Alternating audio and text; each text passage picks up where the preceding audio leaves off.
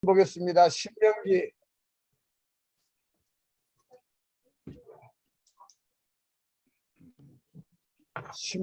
8장입니다.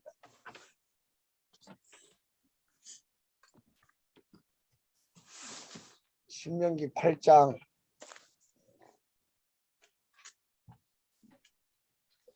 1절에서 3절까지 보겠습니다.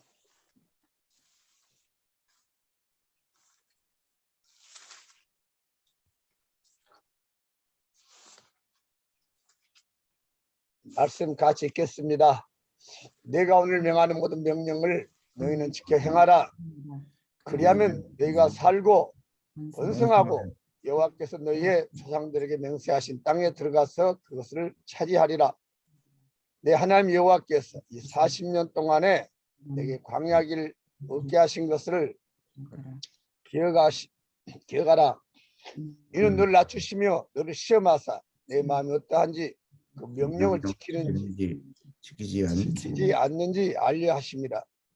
너를 낮추시며 너를 줄이게 하시며 또 너도 알지 못하며 너 열조도 알지 못하던 만나를 내게 먹이신 것은 사람이 떡으로만 사는 것이 아니요 여호와의 입에서 나오는 모든 말씀으로 사는 줄을 내가 알게 하려 하심이니라. 아멘. 오늘은 광야 생활에서 하나님이 인도하시는 그 섭리를 좀 찾아보면서 오늘날 우리 시대에도 적용하고 하나님 뜻 가운데 하나님 인도함 받는 그런 삶을 살기 위해서 본문 말씀을 정했습니다. 민수기 9장 15절 이하로 보면은 하나님께서 성막을 세운 날에 구름이 성막, 그 증거 성막을 덮었고, 그리고 저녁이 되면 성막 위에 불 모양 같은 것이 나타나서 아침까지 이르렀다, 이런 말씀이 있습니다. 그래서 그 구름 기둥과 불 기둥이 이스라엘 백성들을 인도하는 말씀이 기록되어 있습니다. 그래서 9장 18절에 보면은 이스라엘 자손이 여호와의 명령을 따라 행진하였고, 그런 말씀이 있고요. 또 여호와의 명령을 따라 진을 쳤다 그랬습니다. 그리고 구름이 성막 위에 머무는 동안에는 그들이 진영에 머물렀었다, 이렇게 말씀하고 있습니다.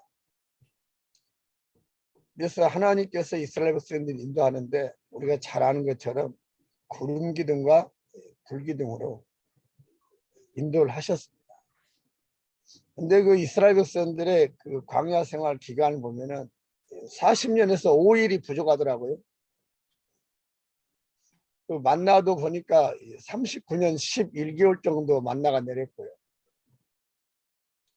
근데 아무것도 없는 가운데 하나님께서 이와 같이 광야에서 그 오랜 기간 동안 먹을 것을 공급해 주시고, 또 낮에는 시원하게 구름 기둥으로, 밤에는 춥지 않게 불 기둥으로 보호해 주신 것을 우리가 알 수 있습니다. 아무것도 없는 환경이기 때문에 하나님의 은혜가 아니면 살 수가 없는 것이죠. 그러면서 또 한 가지는 만나를 통해서 안식일을 지키는 그 훈련을 또 시킨 것이죠. 그럼에도 불구하고 그 많은 체험 속에 살지만은 그래도 하나님께서 안식일에는 만나를 내리지 않는다. 그래도 만나를 찾으러 간 사람들이 있고, 그 광야 생활의 이스라엘 백성들의 모습을 살펴보면은 오늘날 우리 시대 신앙생활하는 모습하고 거의 다를 게 없는 것 같아요. 그래서 오늘 이 광야 생활에서 우리가 적용할 것은 이 험한 세상을 살아가면서 늘 기쁨과 승리의 생활을 해야 되는데, 그런 삶을 위해서는 무엇보다 하나님이 지시하시고 인도하는 대로 순종해 나가는 생활일 것입니다. 그러나 막상 하나님의 인도에 따라 순종하려고 하면은 쉽지는 않습니다. 왜 순종이 안 되냐면요, 자기의 고정관념이 있죠. 자기의 이론과 상식과 지식이 순종을 막는 겁니다. 그러나 지시에 순종해야만이 형통한데 그 지시에 순종하는 것들을 훈련을 시키는 것이죠. 말씀으로 하고 그냥 인도하면 되는데 왜 이렇게 훈련을 시키냐는 거죠. 훈련. 근데 정말 훈련이 없으면은 알아도 마치 그 스포츠 선수처럼 이론을 듣고 알아도 몸이 잘 안 되지 않습니까? 말씀으로 아는데 훈련이 안 되니까 실제 생활에서 그 적용이 안 되는 거예요. 적용. 그래서 계속 하나님께서 훈련시킵니다. 그래서 이스라엘 백성들 하나님께서 가라 하면 가고 서라 하면 서고 구름 기둥과 불 기둥으로 철저하게 인도하신 겁니다. 그래서 하나님께서는 그 순종에 관계된 것을 또 확실하게 가르쳐주고 있죠. 광야 생활에서. 그리고 한편으로는 아무것도 없는 환경이지만 책임을 져주신다는 겁니다. 하나님이 말씀하면은 하나님은 책임져 준다는 거예요. 책임을 져도 끝까지 책임을 져 주십니다. 그런데 우리는 하나님의 인도함이 내 생각에 맞지 않을 때에 그때 가장 어렵습니다. 불안하고 꼭 이 길이 맞을까? 아니 잘못된 길일까? 제가 훈련받으면서 하나님께서 제가 가끔 내가 꼭 이렇게 해야 될까? 그럴 때마다 주변의 사람을 통해서 가르쳐 준 거예요. 네가 지금 가고 있는 길이 틀림이 없다. 확인을 시켜주시죠. 확인. 할렐루야. 그런 환경들을 자주 경험하다 보니까 이제 모든 것이 이제 하나님 뜻이면은 아무리 힘들어도 가는 것이죠. 그 어느 날 하나님께서 어느 기도원으로 보여주면서 너 이 기도원 가서 좀 도와줘라 그래요. 그래서 아이고 안 갈랍니다. 내 평생에 기도원 이력이 붙을 수가 있고 평생 꼬리표로 따라다닐 것 같은데 기도원 나 싫습니다. 그때까지만 해도 제가 기도원을 무섭게 생각했어요. 그리고 기도원 가본 적도 없고 이름만 들어봤죠. 그래서 그 기도원에 가서 도와주라 할 때에 안 가고 계속 버텼습니다. 이제 한 달 정도 버텼는데 이제는 얼마나 두려움을 주는지 빨리 그곳에 가서 도와주라. 그래서 하는 수 없이 너무 두려운 나머지 알겠습니다 하고 갔는데 그 기도원이 어디가 있는지를 몰라요. 그래서 물어서 갔는데 하필이면 예배 시간에 맞춰서 갔더라고요. 제가 오후 예배 시간에.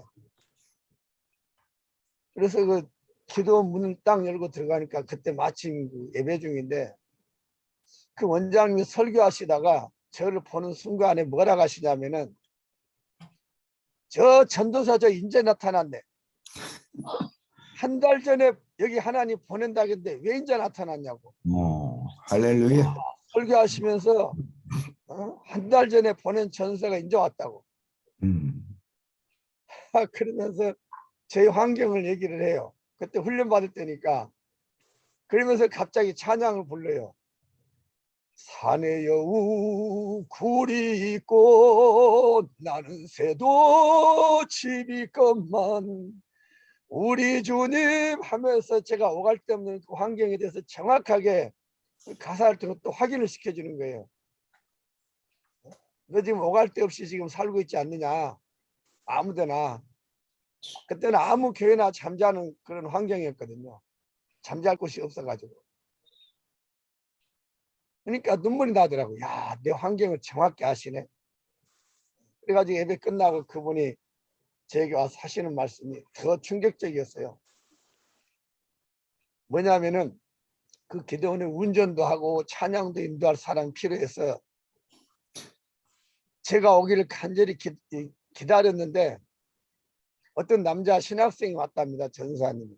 그래서 너무 급하니까 제가 안 나타나고 하니까 전사님이 같이 일합시다. 그런 마음을 먹고 이제 같이 하려고 딱 앉아서 그러면 우리 같이 일합시다. 이 말을 하려고 했는데 갑자기 하나님께서 입술을 잡아가지고 안 됩니다.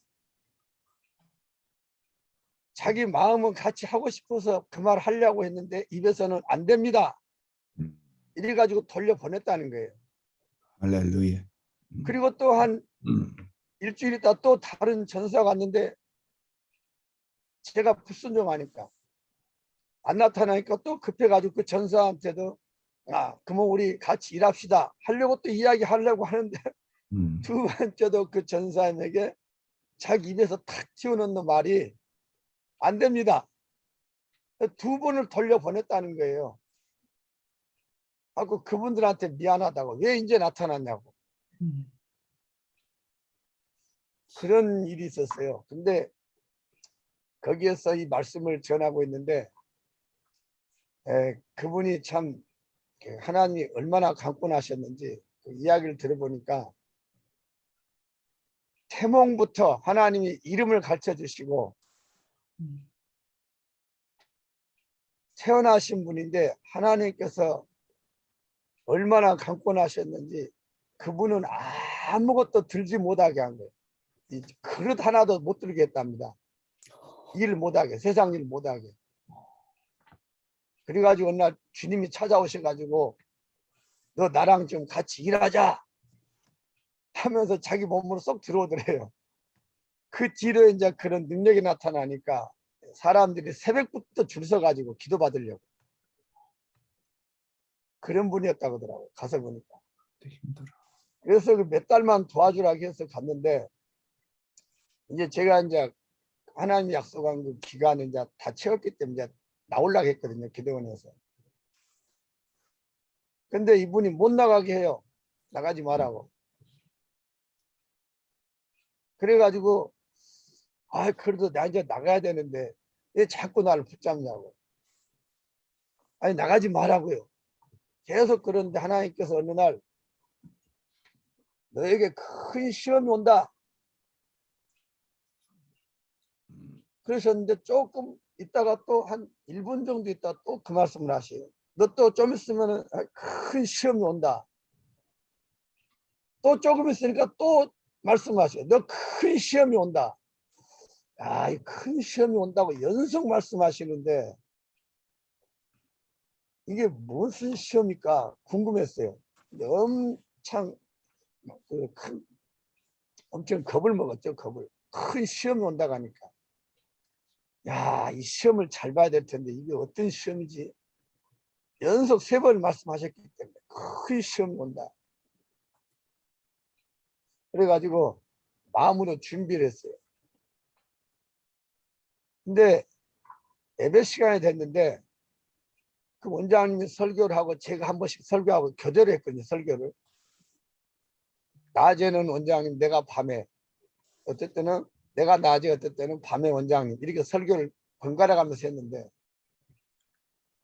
원장님 설교 내용이 전부 다 저만 집중적으로 공격하는 말씀을 하는 거예요.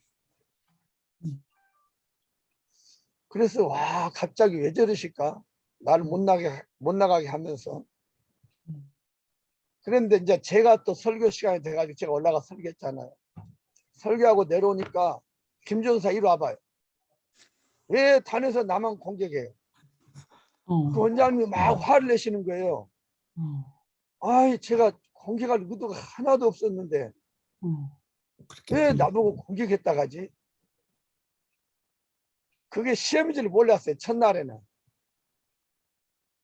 그 다음날 보니까 또 저를 또 공격을 해요.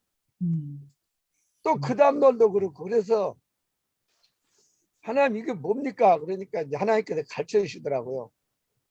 그 원장님이 설교하기 전에 저를 공격하려고 땡 그 무기 막 각종 무기를 막 장착을 하는 거예요. 설치하고.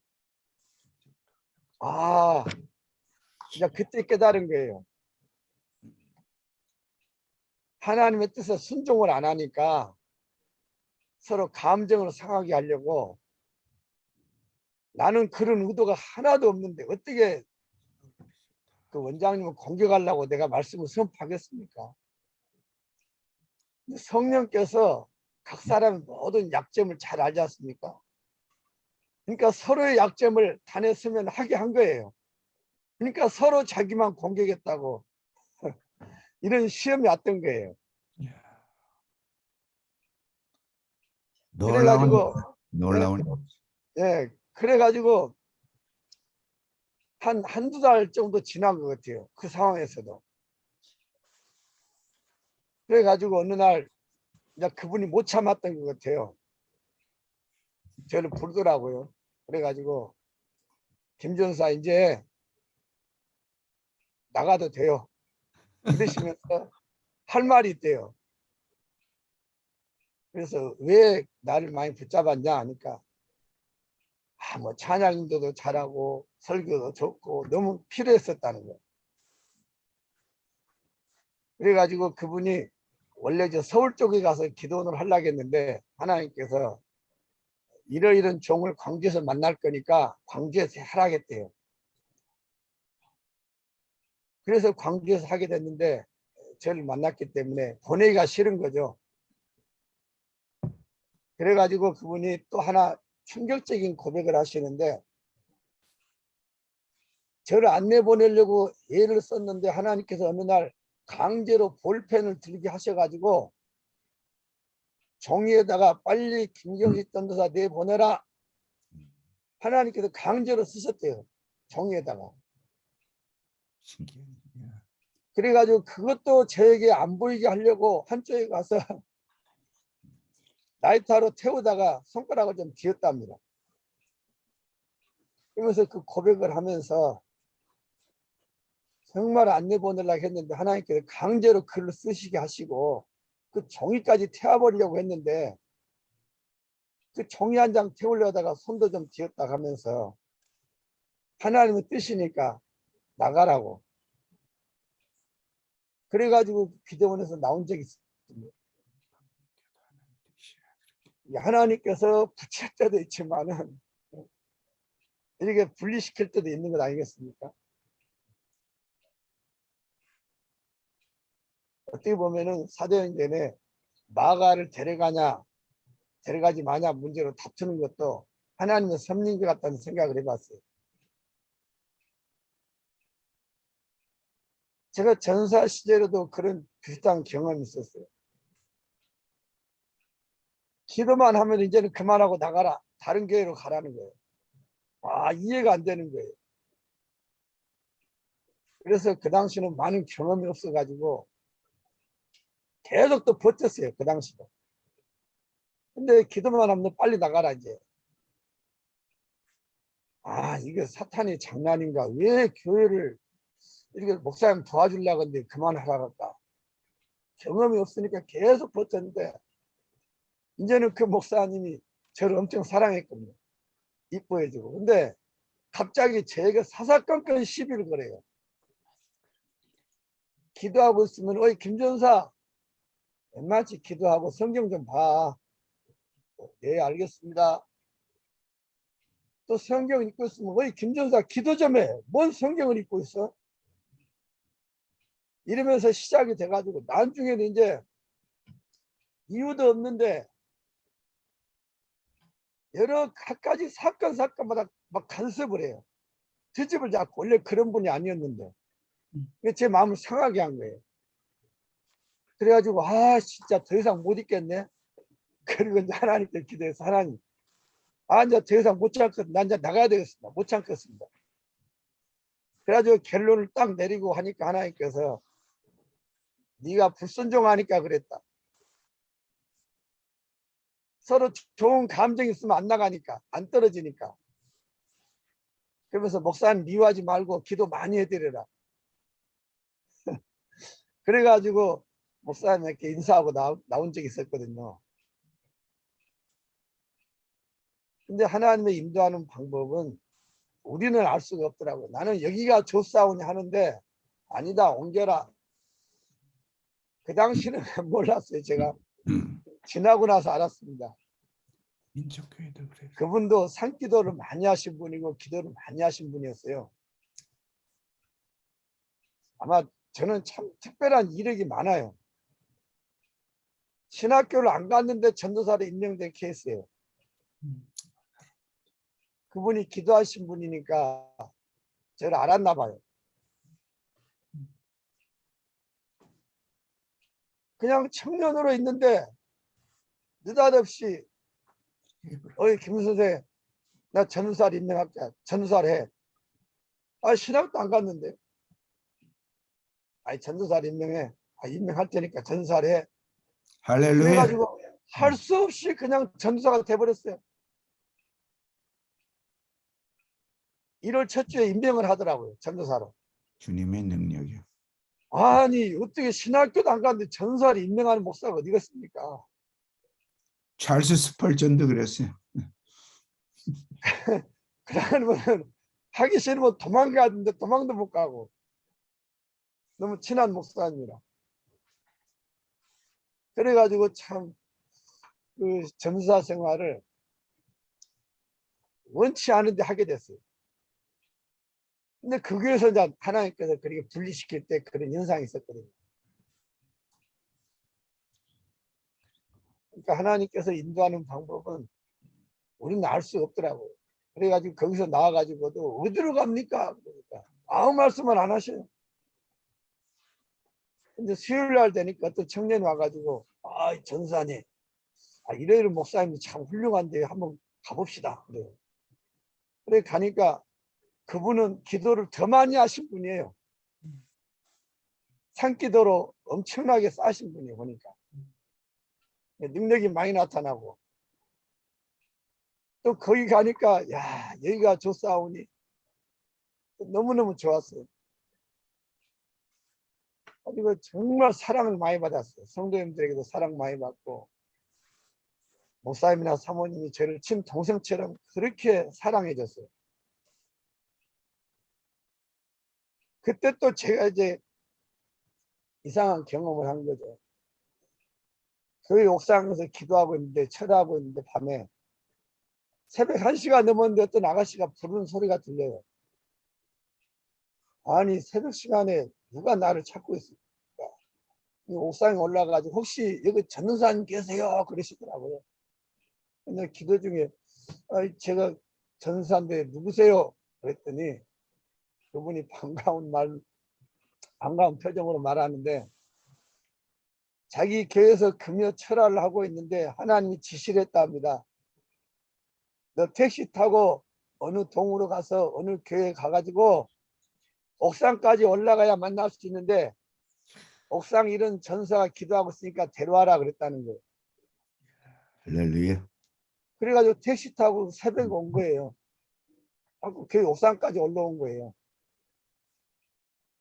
그래서 제가 참 신기한 일이라고 따라갔는데, 그러니까 장로님 댁으로 인도하더라고요. 장로님 부인 권사님이 기도를 많이 하신 분이었는데, 하나님께서 갑자기 지시를 했대요. 그래가지고 그 자매를 신부름 보낸 거예요. 빨리 그 전사 모시고 와라. 그래 가니까 그 권사님께 일단 주여종이 오셨으니까 예배를 먼저 드립시다. 그래서 예배를 드리고 나니까 그 이유를 설명하셔요. 이제 하나님께서 그 교회를 나오라고 합니다. 근데 불과 3달밖에 안 됐어요. 그 교회 들어간 지.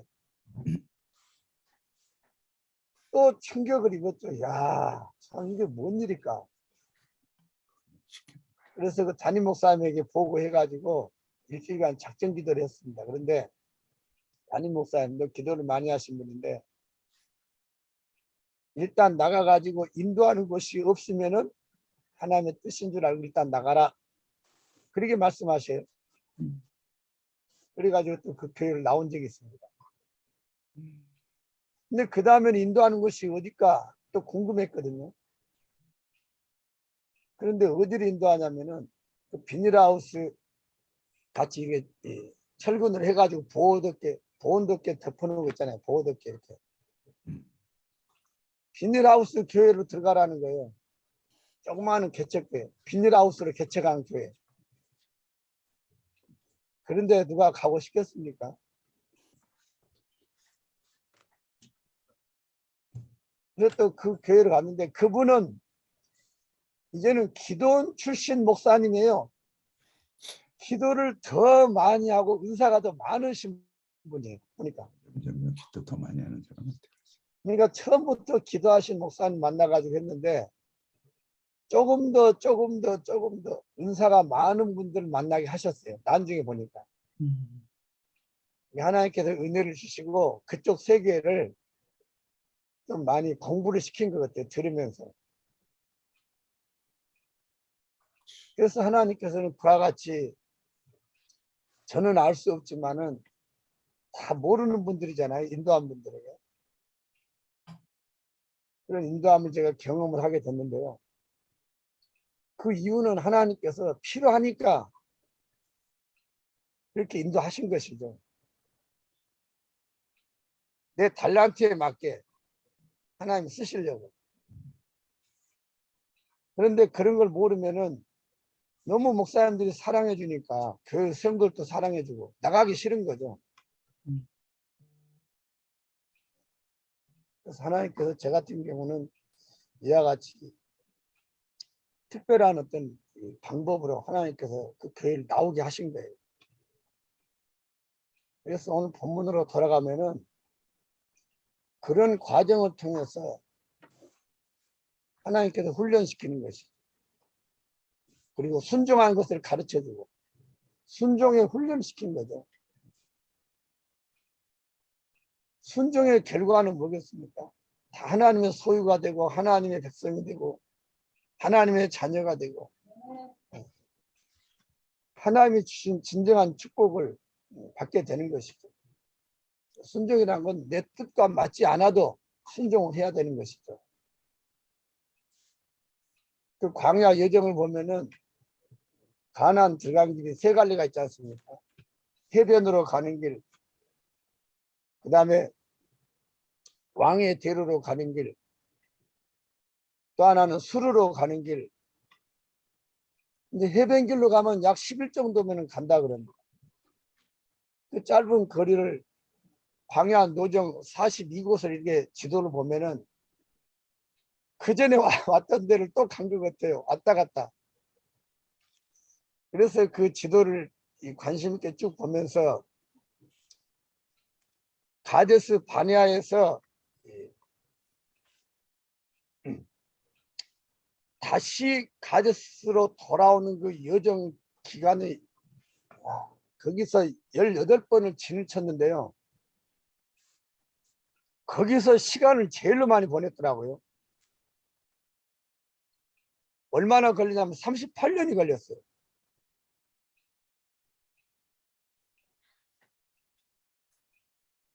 열네 번째 진친 곳이 가데스 근처인 그 림마에서부터 해가지고 다시 되돌아오는 그 과정까지 38년.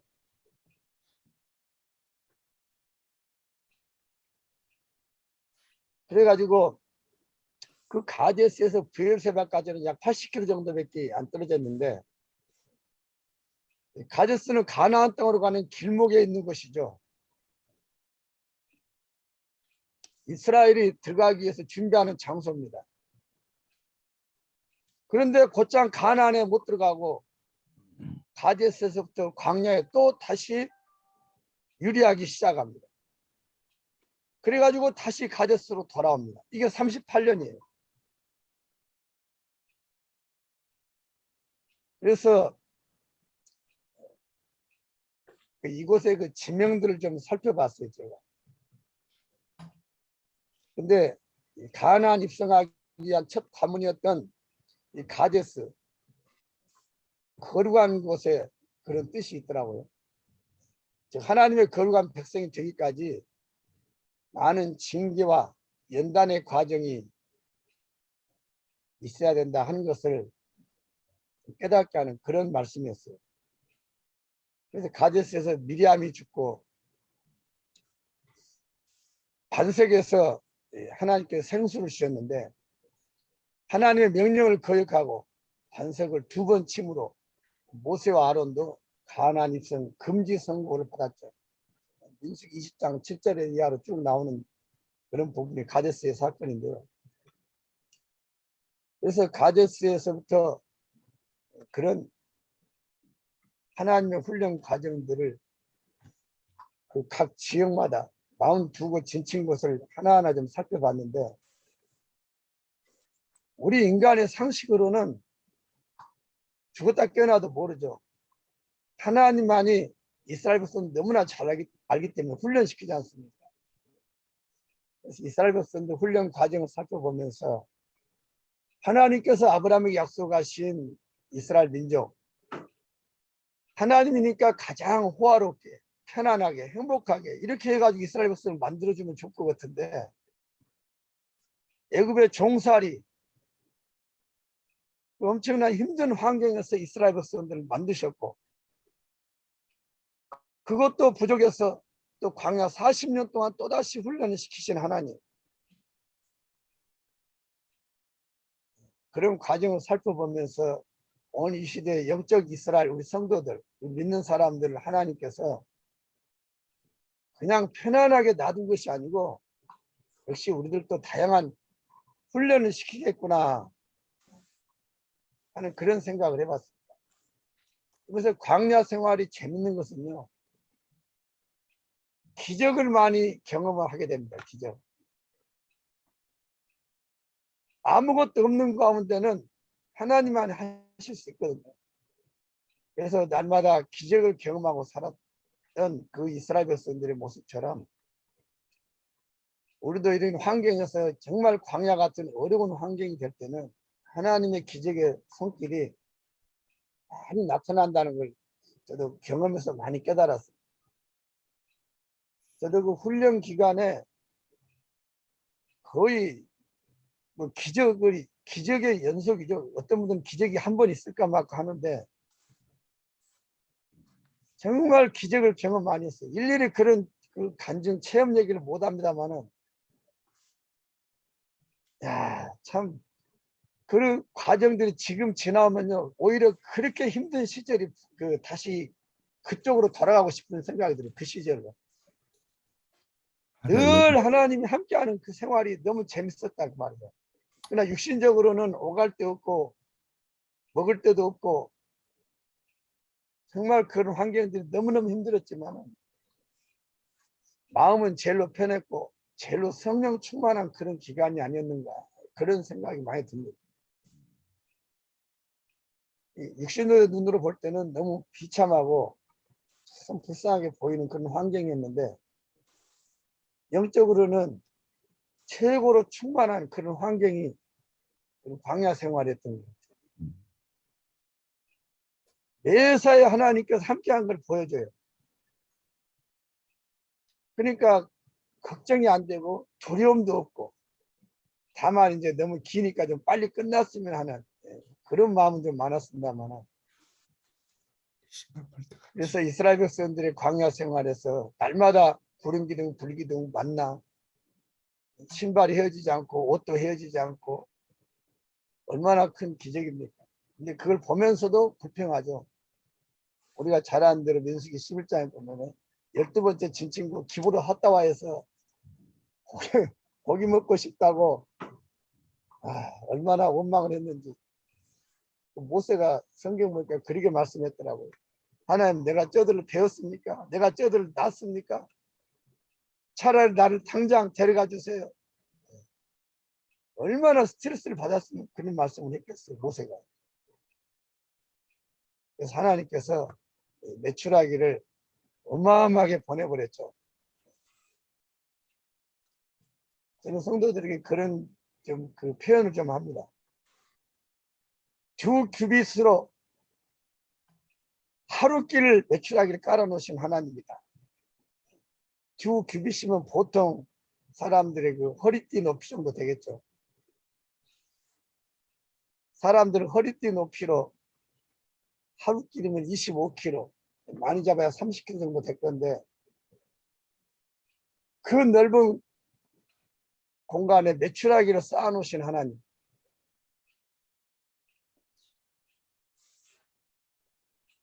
그 하나님이 오늘 우리의 동일한 하나님이신데 우리 예수님 말씀처럼 무엇을 먹을까 마실까 염려하지 말라 할렐루야. 하는 그런 말씀이 생각이 나요. 그래서 광야 생활에서는 하나님께서 우리의 인간적인 육신적인 것들을 어떻게 하면 빨리빨리 고쳐갈까, 순종하는 사람들을 만들어가는 것이죠. 그러면서도 또 하나님은 어떤 분인가를 가르쳐주고, 그러면서 또 한편으로는 제가 이런 깨달음이 있었어요. 뭐 틀릴 수도 있는데 모세가 가나안을 못 들고 들어갔지 않습니까? 그래서 율법을 받은 사람이기 때문에 율법으로는 가나안 못 들어가거나 천국은 못 들어가거나, 또 하나는 42곳을 진쳐 가지고 들어갔는데 우리 예수님이 42대 만에 오셨더라고요. 누가복음 3장에 보면은 그래서 42곳 지난 다음에 여호수아가 데리고 들어갔는데 42대 만에 우리 예수님이 우리를 영원한 가나안으로 인도하는 그런 것을 제가 숫자로 통해서 생각해 보면서 성경 말씀은 모든 것이 하나님의 계획하에 하나님의 인도하심에 역사하신다 하는 그런 생각을 제가 해보게 됐습니다. 아무튼 광야 생활에서 주는 교훈을 깨닫고 오늘 신명기 8장 오늘 본문의 말씀처럼 하나님께서 낮추시려고 그런 여러 가지 환경 속에서 만들어 가신다 하는 것을 말씀을 들으면서 여러 가지 환경 속에 내 생각이 맞지 않더라도 또는 아무리 힘들더라도 하나님께서 머물라 하면 머물고 가라 하면 가고 주님과 동행하는 그런 우리 모두가 되었으면 하는 그런 바람에서 오늘 말씀을 드렸습니다. 할렐루야. 아멘. 알겠습니다. 좋으신 아버지 하나님 감사합니다. 오늘도 광야 생활에 주는 교훈을 통해 하나님께서 인도하시는 방법은 우리 생각으로는 알 수가 없습니다. 그때 인도하시는 하나님의 그 방법에 따라 순종하는 것이 우리들에게 가장 큰 행복이고 축복임을 깨닫고 전지전능하신 하나님께서 우리를 사랑하시기 때문에 우리를 위해서 인도하신다는 것을 기억하며 어떤 환경이든지 원망 불평하지 않고 하나님께서 주어진 환경에서 최선을 다할 수 있는 우리 모두의 삶이 되게 하옵소서. 거룩하신 예수님의 이름으로 기도드립니다. 아멘. 아멘.